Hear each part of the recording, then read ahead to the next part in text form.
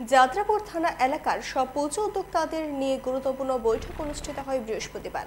কাঠালিয়া রামঠাকুর মন্দিরে বৈঠকে উপস্থিত ছিলেন মহকুমা পুলিশ আধিকারিক শশীমোহন দেববর্মা, যাত্রাপুর থানার ওসি সুব্রত দেবনাথ, পঞ্চায়েত সমিতির চেয়ারপারসন মিঠুন দাস প্রমুখ।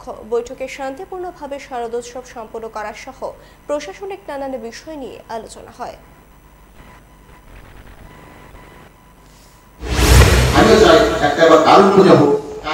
স্পেশাল পুজো হোক, সবাই যেন এবার কাঠলিয়াতে দূর থেকে আসবে, দেখো সামাজিক কিভাবে কাজ করছে, বড় বড় 20-30 লাখের প্যান্ডেল না, কিন্তু তারা 2-3 লাখ 4 লাখের মধ্যে প্যান্ডেল করেছে, কিন্তু এত কাজ এত পরিশ্রম দেখার মতো।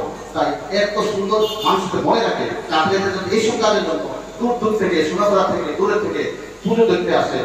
আমি মাননীয় ওসি সাহেবকে বলবো, যারা বাইক চালান পুজোর সময় অত্যন্ত দ্রুত গতিতে অনেকদের বাইক চালান, তো আপনারা যদি কোথাও যদি নাকা পয়েন্ট তৈরি করেন দু একটা জায়গাতে, যাতে বাইক যাতে বেশি স্পিডে যাতে আমার মা বোনেরা যাতে সুন্দরভাবে দুর্গ দেখতে পারে,